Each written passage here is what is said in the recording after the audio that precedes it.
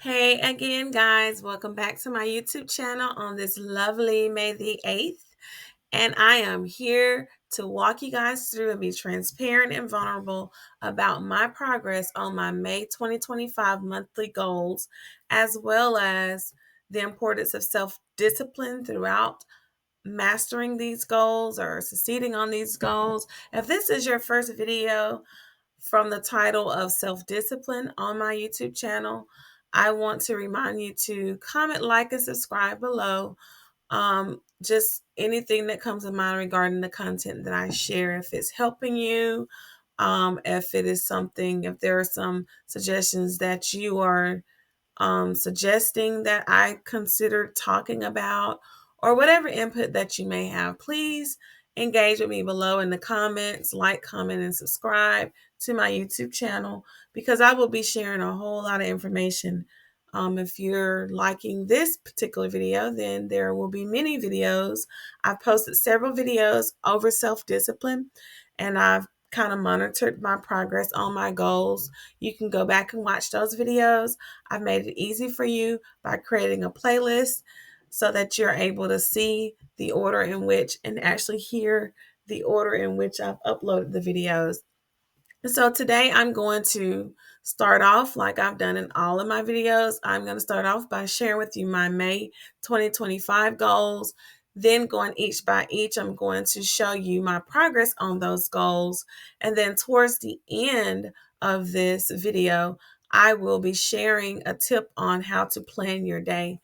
On a previous video, I talked about developing good behaviors, routines, and habits. And a part of that kind of extends to this topic for today, which is creating a structured plan that's going to help with creating a routine, creating a habit, and creating great behaviors that's going to align with whatever your goals are. So stay tuned to the end. I'm going to go ahead and jump into the section where I'm going to share with you guys how I've progressed on my May 2025 goals thus far. My May 2025 goals consist of 6 short, sweet goals using the SMART template. My first goal is to earn at least $2,000 from a supplementary income. Again, I will share with you guys towards the end of this month. Once I've really assessed how I've done on these goals, I will share with you guys what that supplementary income is. So please stay tuned and watch my videos in order to see that. Especially if I'm able to reach that goal and go beyond, you would probably want to know, how am I able to earn this amount of money on a supplementary income? Goal number 2 is to pay off a Chase credit card that I have. And actually the number there has updated. I didn't update it on this slide, but the number is currently 1384 and some change. Again, with the credit cards, depending on what time of the month it accrues interest, and then also determining whether or not you've used that credit card on recent purchases. I think I might have used it on the book that I purchased off of Amazon, so that increased my credit card balance. So I'll have to update that on this slide going forth because it has actually changed. Goal number 3 is to lose at least 10 pounds. My starting weight was 239 pounds, and that was documented on April the 27th. And so since then, I will share with you guys how I've progressed on that goal. My goal number 4 is to start a SQL course on Microsoft to advance skills. I talked about this more in detail in previous videos, and I plan on continuing to talk more in details about this particular goal in future videos, so stay tuned for that. Goal number 5 is to read, study, and meditate on discipline. I've done that throughout my whole month so far. And goal number 6, to implement discipline in all areas of my life, because that is the main reason on how I'm going to be able to succeed on these goals as well as maintain these goals, is through self-discipline. So let's go to goal number 1, earn at least $2,000 from my supplementary income. Let's see how my progress has been thus far. I started on May the 1st. I earned $63.29. On the 2nd, $132.83. Saturday the 3rd, $169.39. That was a total for week 1, $370. which gives me a remaining balance of $16.29. And again, on previous videos, I actually calculated how much I would have to aim for the following 4 weeks in order to meet my goal. So I did that $16.29 divided by 4, and that gave me approximately $407 that I would want to earn by Saturday the 10th, Saturday the 17th, Saturday the 24th, and the 31st. So beginning off this week on Sunday, I did aim to try to earn money the morning time, but kind of ran over on some of the other priorities that I had set for that day. And then also including the fact that I had to go to church. And then I also had things planned in the afternoon. I was unable to earn income on that day. And the same way on Monday, but different reasons because I had work and I didn't get a chance to do anything in that morning time due to my morning routine schedule of going to the gym. Tuesday, I picked back up and I was able to earn $56.75. Yesterday, I even earned more by making $76.12. Now, just to kind of pause here before I reveal whether or not I made any money today, on those past 2 days, I said that my goal for the week is $407. So actually those 2 days earned me a little bit below what I would have wanted to earn, considering the fact that I'm only able to actually earn money for these 4 days because I will be out of town on Saturday and I will be coming back on Sunday. So that kind of crosses out the possibility of being able to earn on Saturday. So I will only have 4 days to earn $400. So that means on average each day I need to earn $100. And so these numbers here are putting me kind of below that $100 average. However, it doesn't mean that it's not possible because some days are actually busier than others. So for these 2 days, I'm just going to recalculate again what my total is so far. So that $56.75 plus $76.12 gives me $132, which is $67 shy of $200 that I would have to earn, or if I did the 214, $81 that I'm missing. So that means on these next following days, I need to earn $81 more each day, or on average each day. So that'll be 40 something dollars each day, including the $100 that I need to earn in order to get myself back on track. So let's just see if what I earned today will assist me in getting back on track.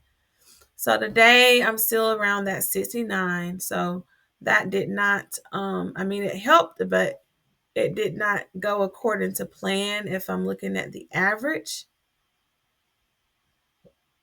So if I were to total that with those past 2 days, I'm at $201.87, which is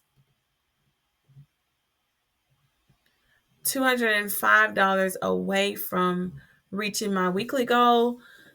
So the chances of me, I'm not gonna shoot down the chances of me actually earning $200 on Friday. I would just have to see, and then just have this 205 number in my mind to aim towards if it's possible to earn that on this Friday. So that's what I would have to make in order to meet my average weekly goal, in order to make it to where I don't have to work as hard these following weeks. If I on average earn $407.35, I will have earned this amount of money, which is the remaining amount from the amount that I've earned on week 1.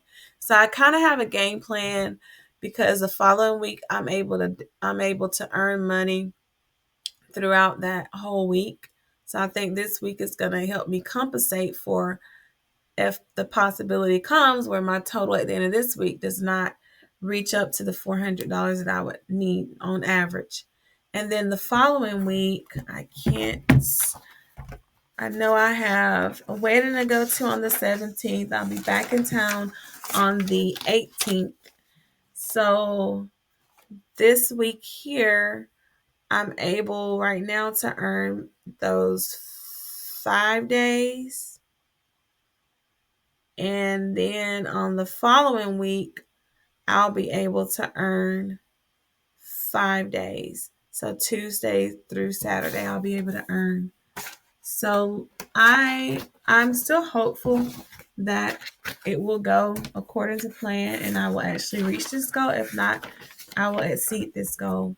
So stay tuned to see if I actually will do that day by day. I'll keep you posted on how much I'm earning on that. I've kind of changed this one, kind of going back to that first slide.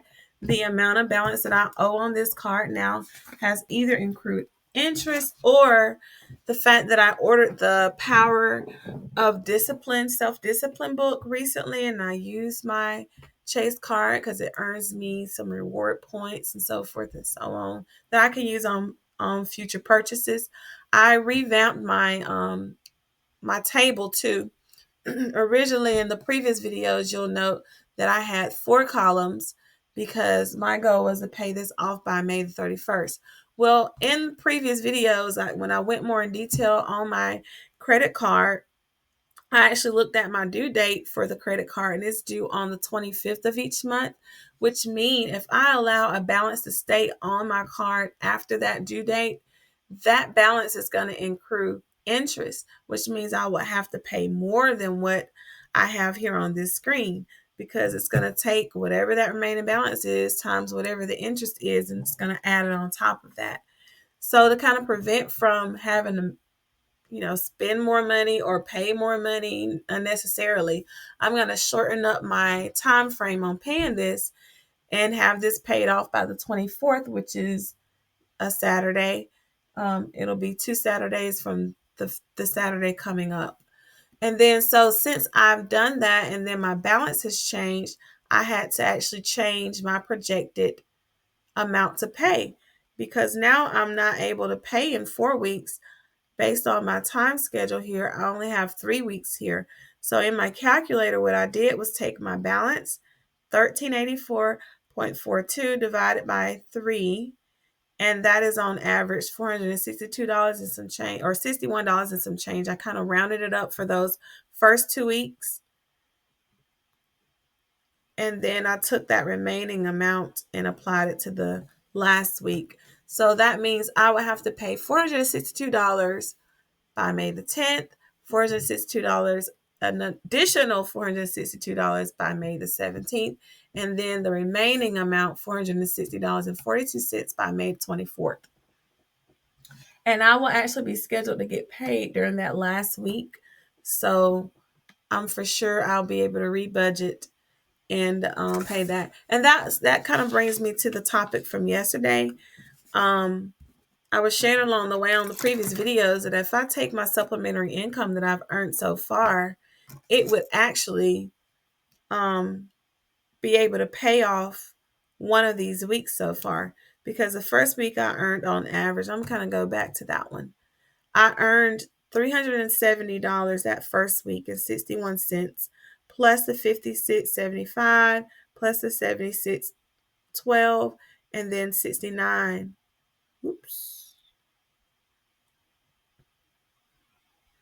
That's a total so far of $572.48. Let me make sure I didn't miss any decimals because that happens. Yeah, so that's correct. So that's more than enough already to pay one of these weeks off.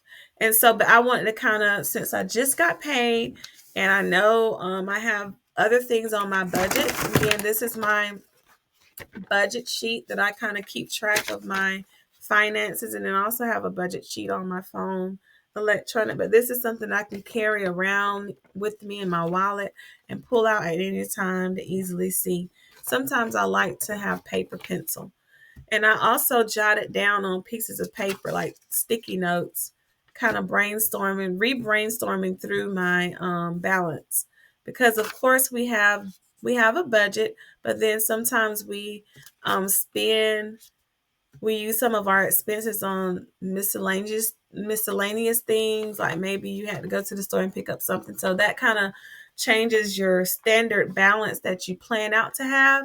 And so what I like to do is regroup on my budget and just take how much money do I have in my account and subtract out the things that I know that I need to pay, like for housing, utilities, insurance, car, whatever the finance budget amount should be, insurance and so forth, whenever that takes out of my check.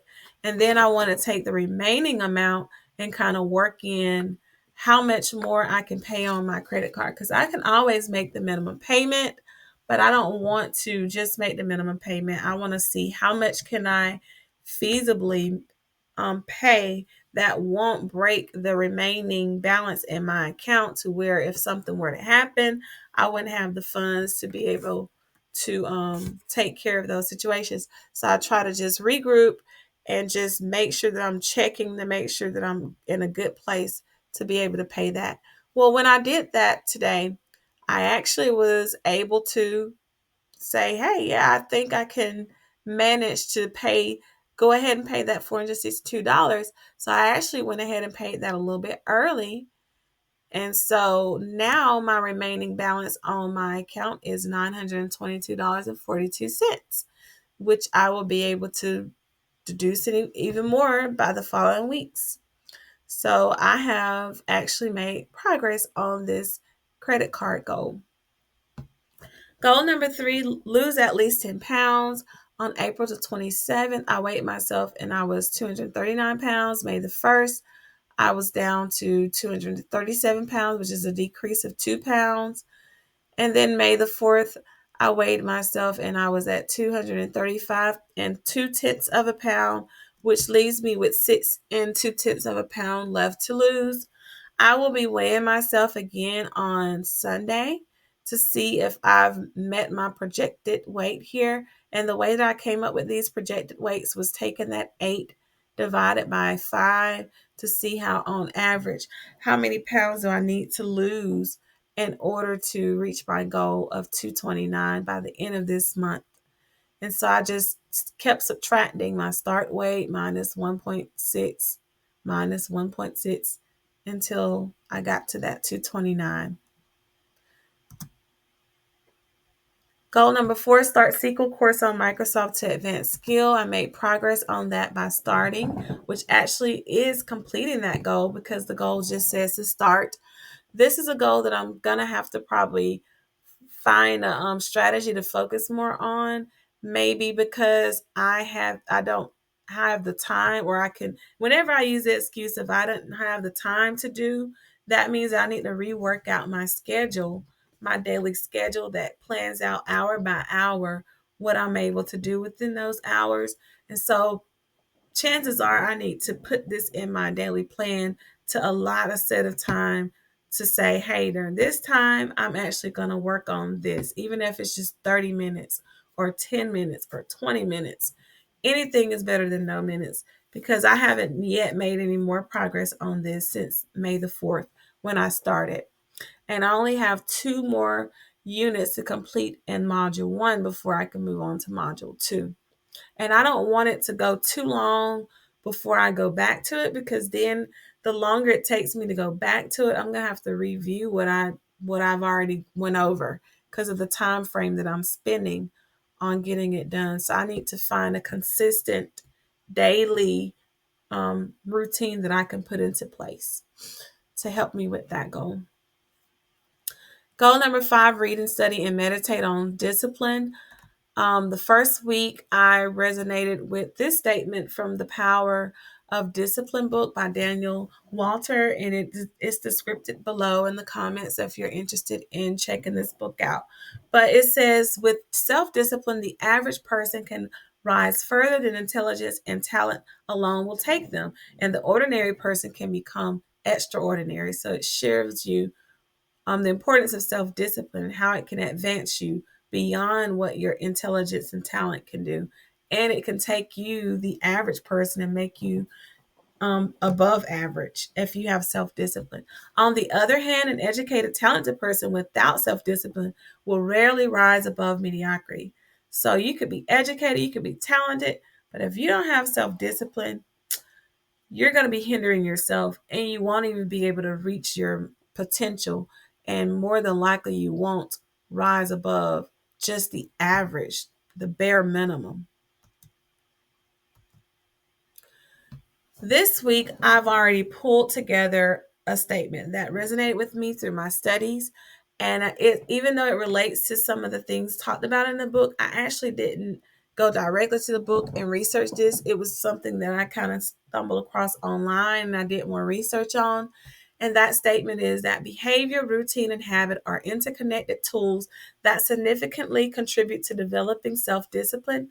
By understanding how to cultivate these elements, individuals can build stronger willpower and achieve their goals more effectively.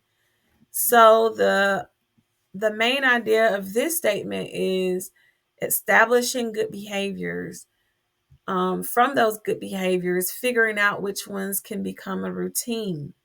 So it makes it less of a task for you to implement those behaviors. If you have a certain way in which you do something, you can just establish that as a routine, and then that can be the way that you do it every single time. And then from those routines, you can establish habits, meaning that you can automatically do it without thinking so much of it. So it just puts less stress on you as far as utilizing your willpower, because you can get burnt out if you're just trying to do things sporadically, no plans, no way of how you do it.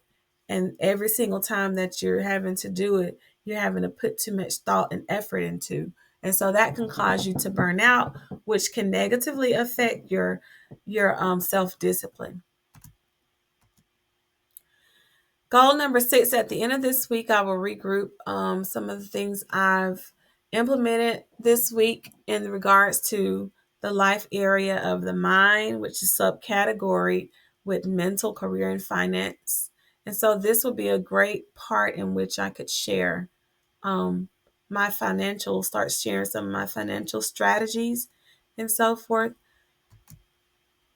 And then on the following weeks, I'll be talking about body, heart, and soul in the same manner. All right, so recapping my monthly goals. These are my monthly goals, and looking at how this is my tracking of it. So far I've done pretty good. I've made progress on all of my goals thus far because I went ahead and paid that first benchmark of payment for my credit card. I've started on the sequel, um, and so forth. So this is the goal that I'm going to be highlighting in my mind because I would want to be able to do something on this each day. And right now, so far, I've only been able to do it one day out of the 8 days. The second goal, however, I can't measure that in the same way because I'm actually making payments for 3 times out of the month. So this is not saying that I'm not working on the goal. This is just saying that I actually made a payment towards the goal. And that's how I'm measuring this. But all the other goals are based on whether I'm working on it. So it could be something that I could be working on every single day. Now that I've gone over my math goals, or not my math goals, my May goals, I'm going to focus on improving self-discipline by planning out your day. So how do I improve my self-discipline?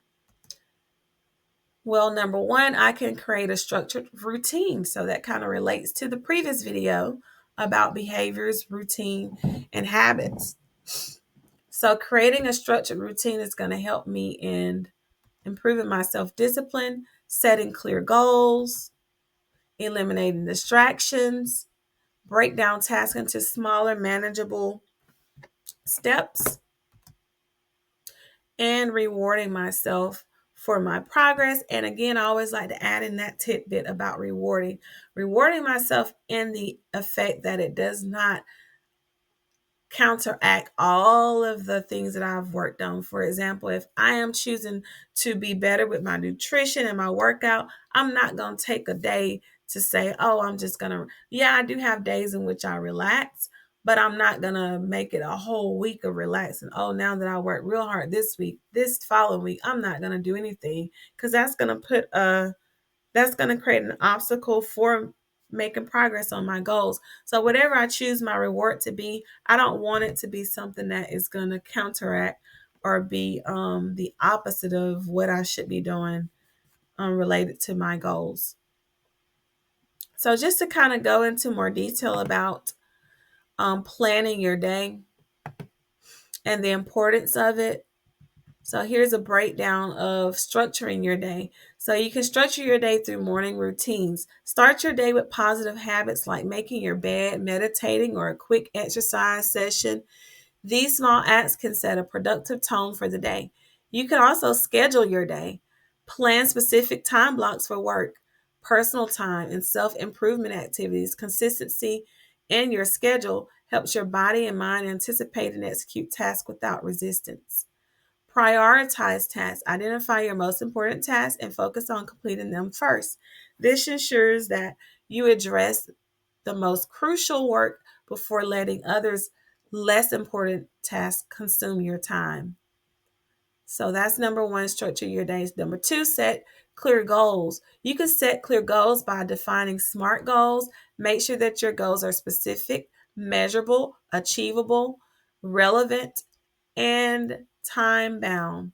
This framework provides clarity and direction. And I kind of go into detail on the intro video when I was talking about my creation of my 6 goals that I have. Break down your goals. Divide your larger goals into smaller, actionable steps. This makes them less daunting and easier to manage. So I did that for my goal number 4, which is to start the sequel course. I'm just saying to start, even though I know my plan is to finish.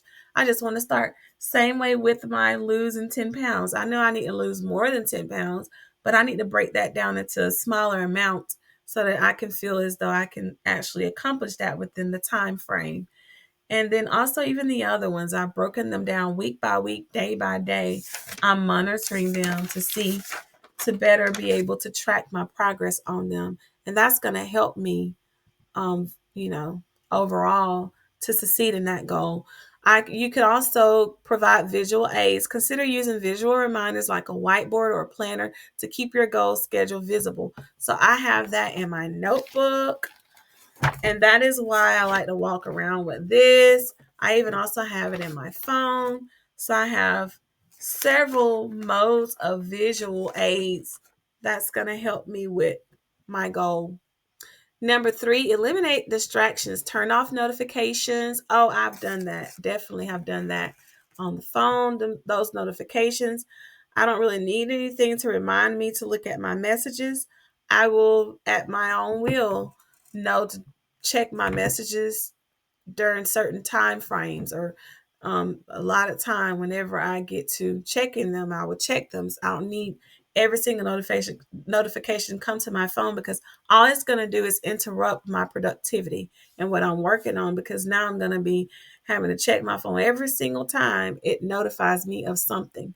And so there are a lot of apps, there's a lot of things that get posted on social media, and I don't want to be necessarily notified every single time that happens, because that's a lot of distractions. That's a lot of interruptions in my workflow. So turn off notification, minimize interruptions from your phone or computer by silencing notifications or using website blockers. Dedicated workspace. Create a designated workspace free from clutter and distraction. This helps you focus on the task at hand. Remove the TV. If you feel like the TV is going to distract you and you're going to want to sit down and watch movies, then remove the TV.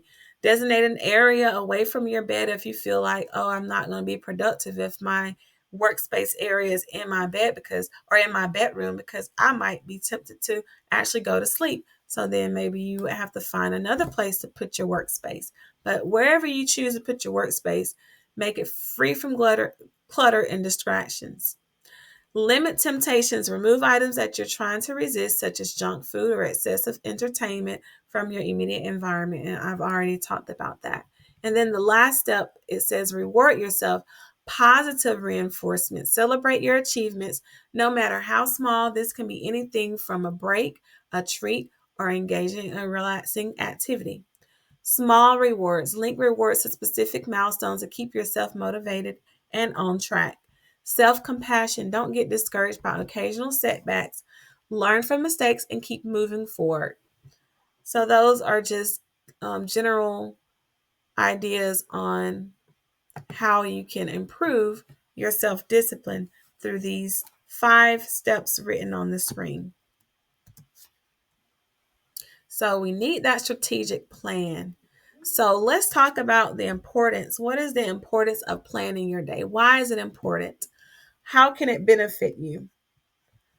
Well, failing to plan is planning to fail. That's just point blank, period. If you don't have a plan in place, then life, we say life happens. Life is going to happen. And something's going to happen that's just going to probably throw your whole day off. But without a plan, you wouldn't know ahead of time how you can navigate around those obstacles in order to get you back on track. It'll take you in that moment to figure out, which will take time away from if you already had it planned out. It wouldn't take too much time because you've already thought it all the way through as much as you possibly can. So the plan just makes it easier on you to maneuver and to reach your goals, whether there are obstacles in the way or not. So what is the importance of planning and what are the benefits of planning? Well, first of all, it will boost your productivity. It will make you more productive. You will be able to get more done.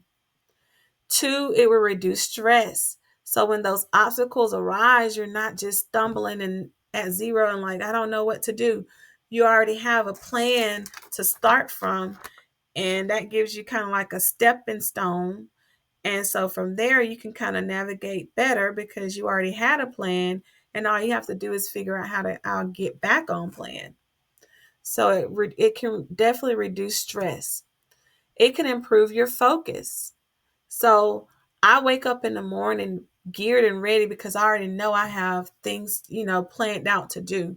And so it just makes me more focused on what those items are and how I can actually get them done for that day. So let me give you some more information on these 3 bullet points here. So the saying failing a plan is planning to fail emphasizes that through preparation and strategy, that thorough preparation and strategy are crucial for success. It suggests that neglecting to plan can lead to avoidable setbacks and ultimately hinder the achievements of your goals. So we don't want that.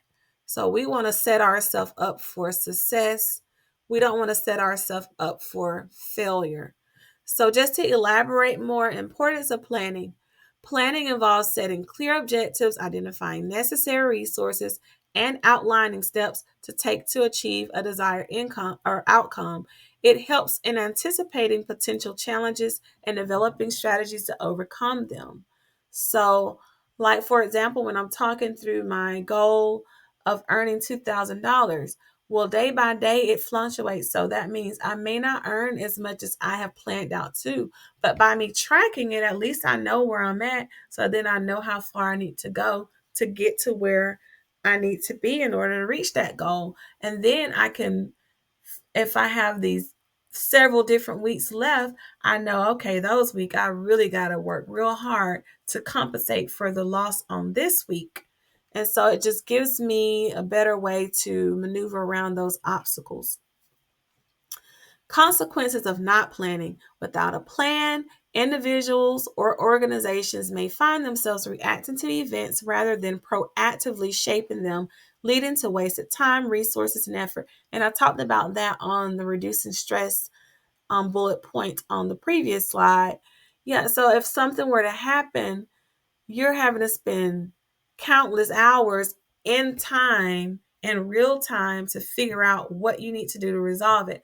Well, if you had a plan, you already have it set out to what you should have done. So you already know where you should be. You've already assessed and found a way of how you can get to where you should be.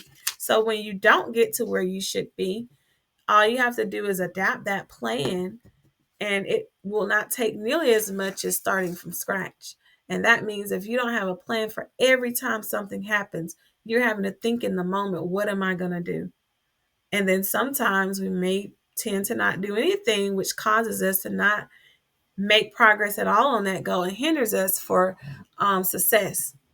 And then benefits of planning. A well-defined plan provides direction, focus, and framework for decision making, helping to ensure that efforts are aligned with goals. And I've talked about that. I want to make sure my efforts, my decisions, my behaviors are aligned with my goals. Because I have goals, I want to make sure that whatever I plan out in my routine day to day of how I'm going to reach these goals, it actually needs to align with my goals.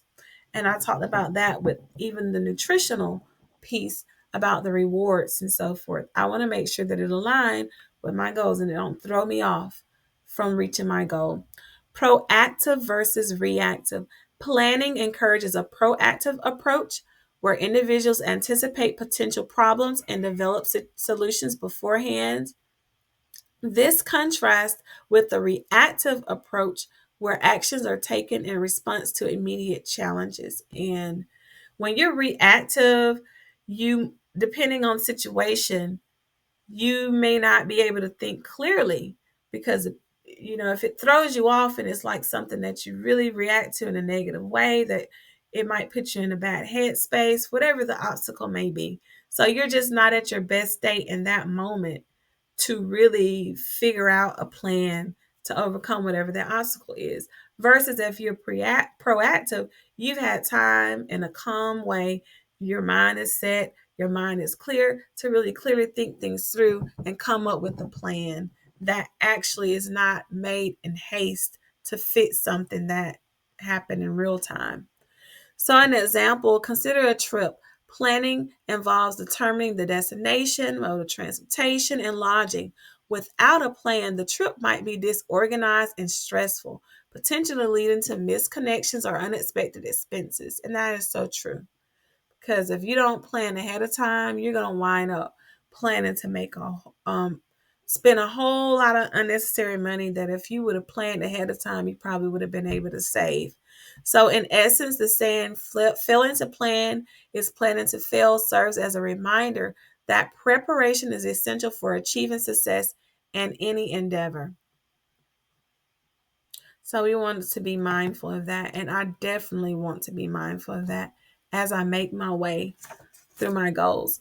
So plan your day. How do you plan your day? Well, number one, brainstorm and list. List out the things that you need to accomplish in a day. Just list them all out.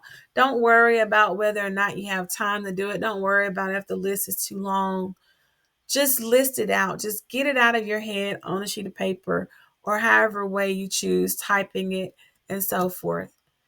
Then from that list, you can prioritize and focus on the things that are the most important, things that you really want to accomplish on the list. So now you're breaking down the list and you might say, okay, I have a 20 item list, but the most important ones are just 5. There's only 5 that are really important that I really, really, really need to get done. And so you might want to focus on those first and then incorporate the later ones at a later date. Create a timeline. Create a timeline on which you would be able to work on these list items. Implement and adjust. Keyword adjust. So you implement your timeline, you implement your plan, and then maybe sometimes you may not plan it right the first time. So you got to be willing to adjust that plan so that you're not just forcing something to work that's not working.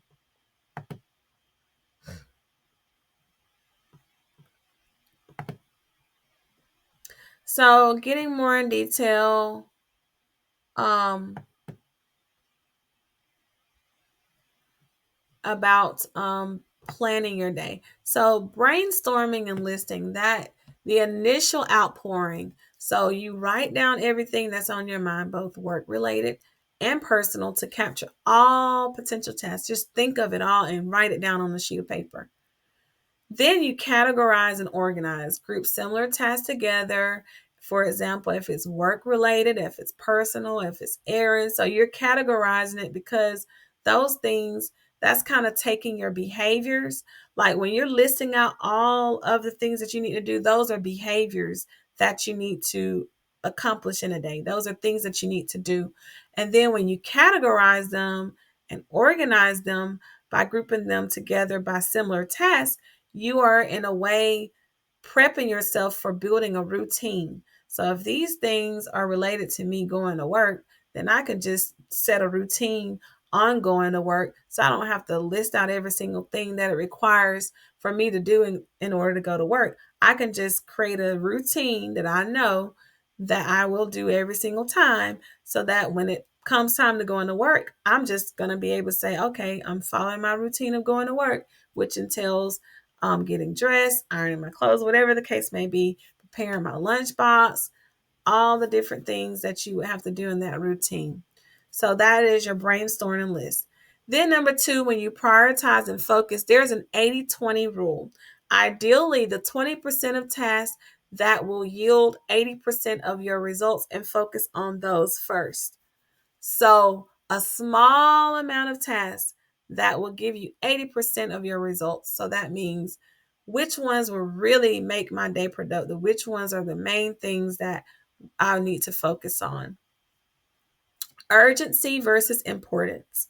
Use the Eisenhower matrix to provide tasks based on urgency and importance. And I'm going to pull this up real quick because I did not look at this ahead of time. So let's just see what the Eisenhower matrix is. And what I will do is I will link it below so that you can actually see what it actually is. So the Eisenhower matrix is a time management tool that helps prioritize tasks by urgency and importance, enabling more efficient task planning and execution. It divides tasks into 4 quadrants: urgent and important, do first; important but not urgent, schedule; urgent but not important, delegate; and neither urgent nor important, delete.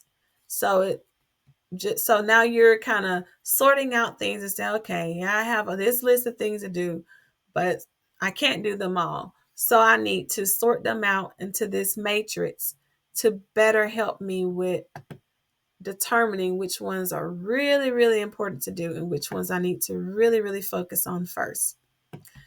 Number 3, create a timeline. Time blocking. Allocate specific time slots for each task, considering your energy levels and peak productivity times. So if I know I'm more productive in the morning time, then I probably need to get up earlier in the morning in order to go to the gym, to utilize that boost of energy that I have as soon as I get up. If I know that I'm going to be tired after work, then probably going to the gym after work may not be the best choice, because chances are I'm going to be tired. And I've actually experienced that when I was teaching.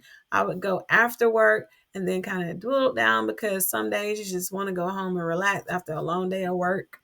And so being in the gym after a long day of work is just like, okay, you're putting in more effort on your body that your body can easily resist. And then you could give into that resistance and wind up not going to the gym like you should be. So make sure that your time slots consider your energy levels and your peak of productivity time. What time of the day are you actually the most productive? If it's something that you really need to get done, then you would want to schedule that item during the time that you're most productive. Buffer time. Don't overload your schedule. Include time for unexpected delays or interruptions. So, it's kind of like budgeting. You budget, but your budget is there as a guideline. It's not to say that your budget won't, you might not spend more than what you budget, or the goal is to budget for more so that you're spending less than what you budgeted for. So then you always have extra money at the end of the time. So same way with this, buffer your time so that you're not rushing to get here, there, everywhere. And so you're giving yourself some grace period, a grace time to actually allow these things to happen. So even if you were to fall behind a few minutes, you can still easily get back on track because you've given yourself a grace period to get it done.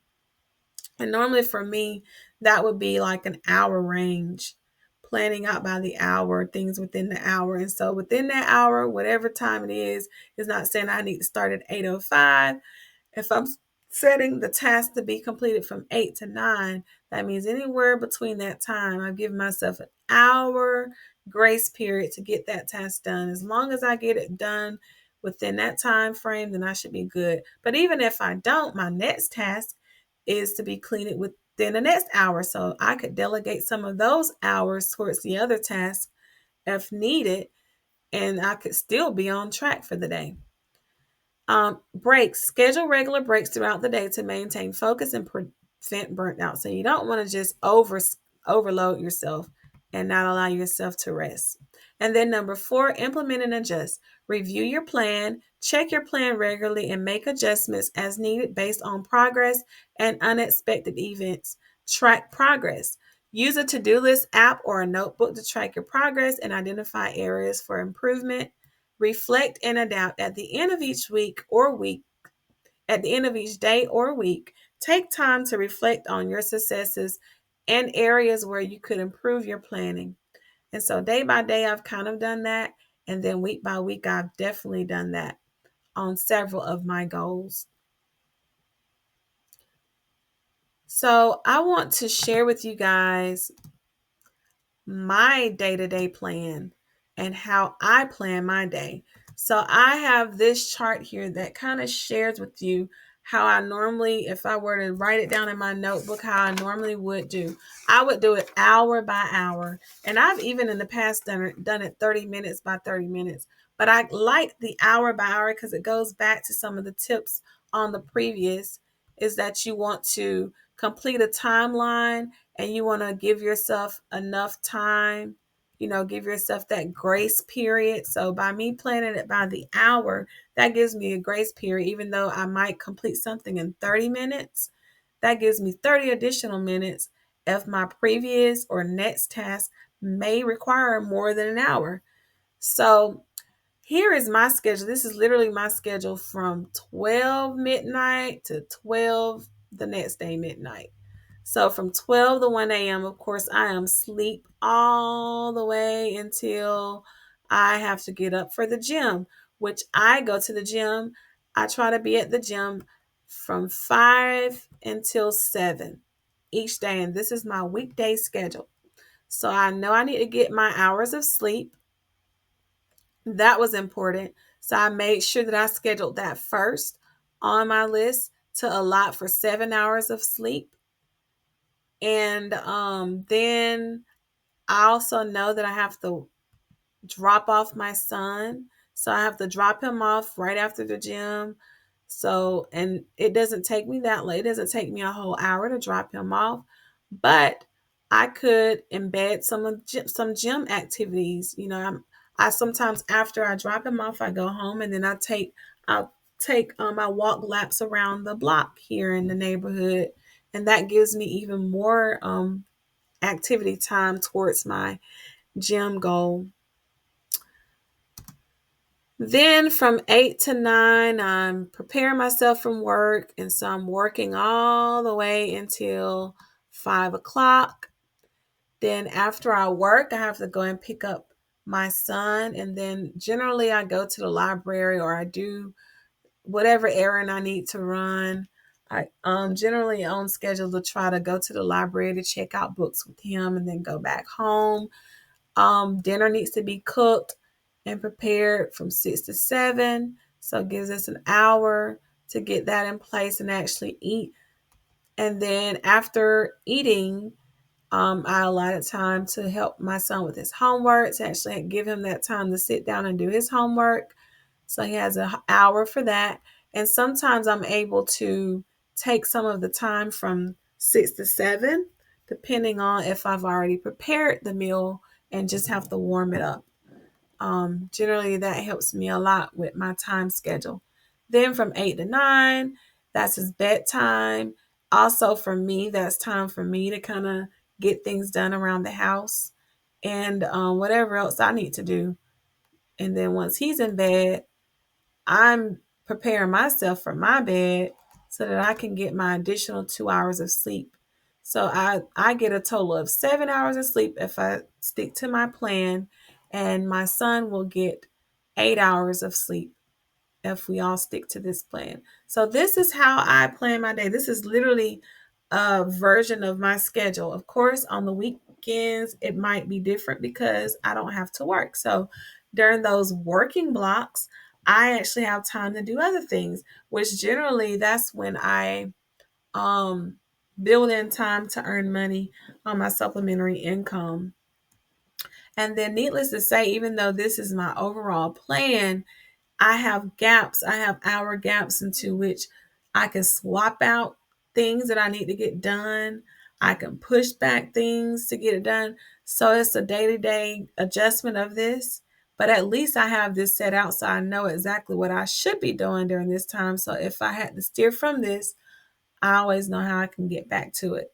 So some ways in which I was able to implement this and to kind of help me be able to possibly move some of these this is like a routine, move some of these routines to habits. I created alarms to help me remember when I need to go to the gym, when I need to. Now, I don't create an alarm to wake up.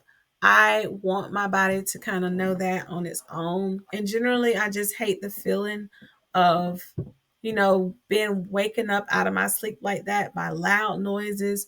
Generally, the first response is a snooze, snooze, snooze, snooze, snooze. So it already puts me in a negative tone to snooze. So I just rather implement a schedule and get my body in routine so then my body just naturally has a habit of waking up at a certain amount of time each day.